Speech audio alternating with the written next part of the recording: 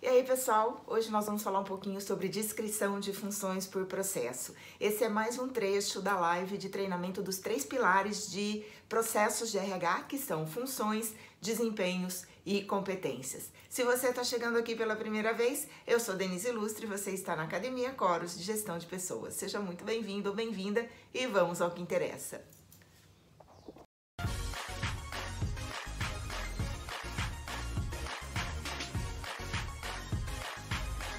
Então, vamos seguir aqui adiante e ver com um pouco mais de profundidade o que é processo. Processo, pessoal, é um conjunto de atividades, uma sequência de atividades organizadas no tempo e no espaço, numa sequência cronológica, que modifica alguma coisa, que é chamado de entrada. Então, ela modifica insumos ou entradas aqui e transforma tudo isso em um produto que é o resultado do processo. O resultado do processo é chamado de produto ou saída.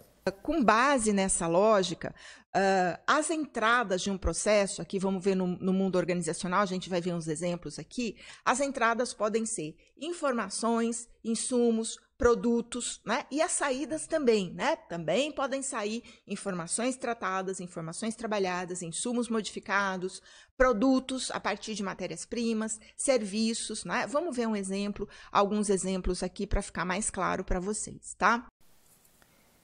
Vamos ver aqui, pessoal, um exemplo que é muito simples para todo mundo entender.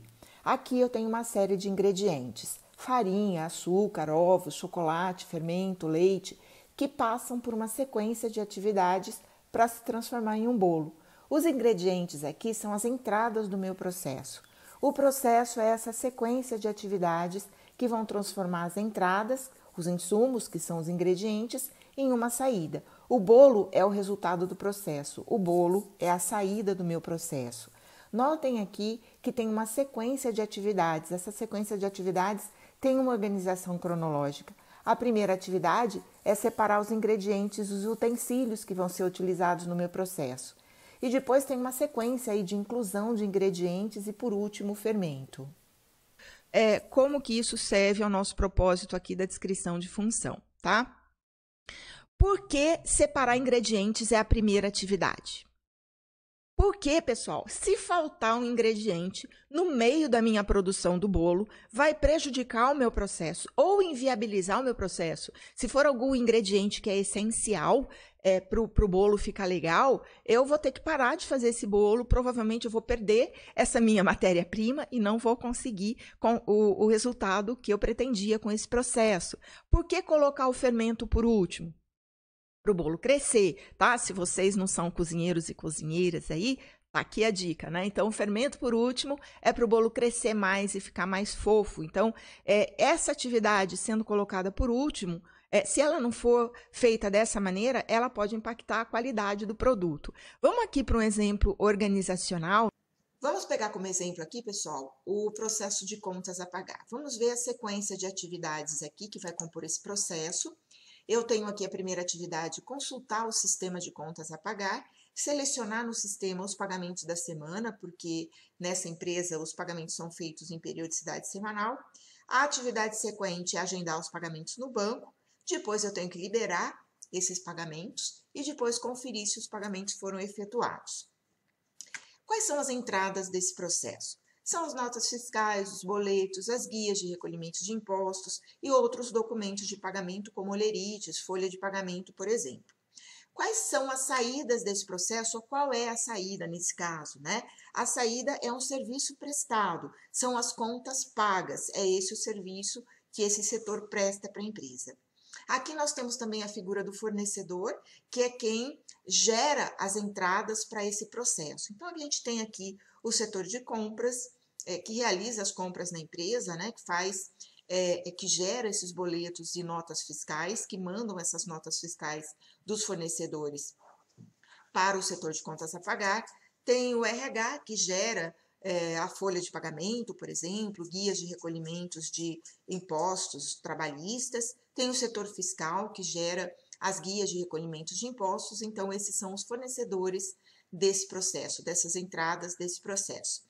E tem um cliente lá na outra ponta, que é a contabilidade, que vai receber esses Pessoal, o que eu comprovantes acabei de de mostrar para contas vocês pagas aqui para agora foi o registrar as conceito de matriz movimentações CIPOC. financeiras. CIPOC é o acrônimo de termos em inglês, onde o S significa suppliers, suppliers são os fornecedores do processo, o I significa inputs, ou as entradas do processo, o P de process ou processos, né, as atividades relacionadas, organizadas no tempo e no espaço, o O de output ou saída, que é o resultado do processo, e o C de customer, que é quem vai usar, quem vai se beneficiar da saída desse processo, do output.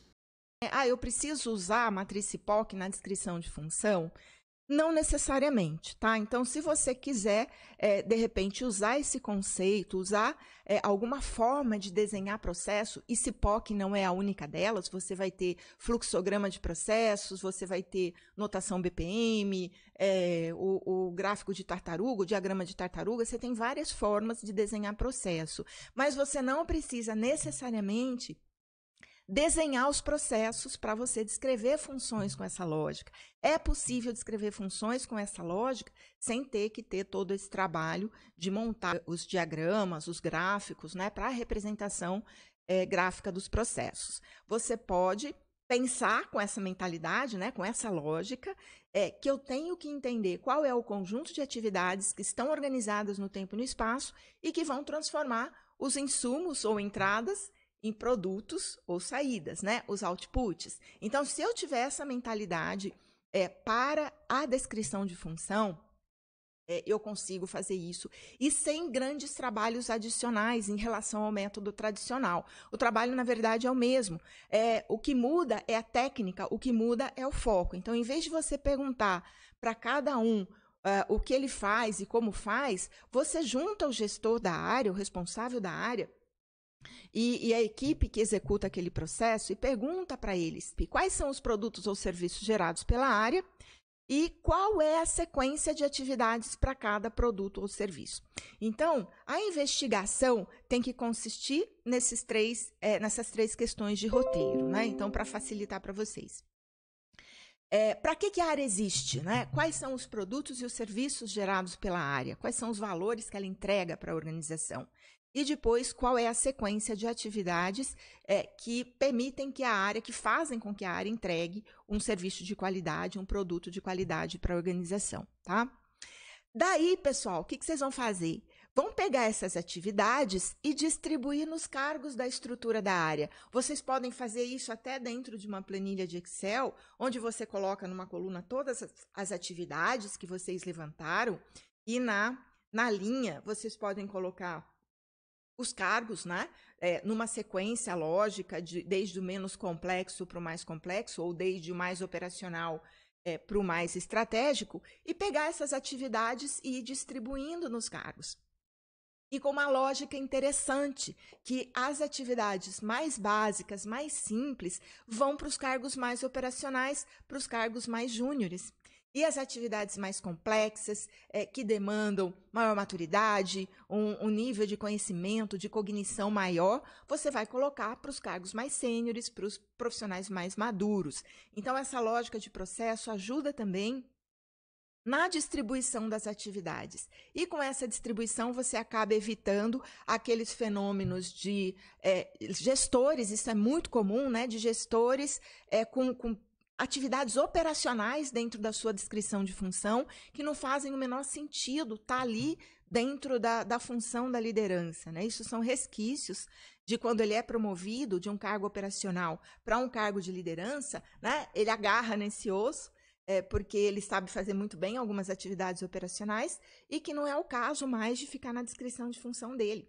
Então, quando você faz essa distribuição, você primeiro levanta as atividades dos processos que vão levar ao alcance de a prestação dos serviços, né, a geração do valor que a área tem, que é o objetivo da área prestar para a empresa. Quando você faz com essa lógica, você também redistribui de uma forma muito mais eficaz as atividades dentro da sua estrutura de cargos, tá bom?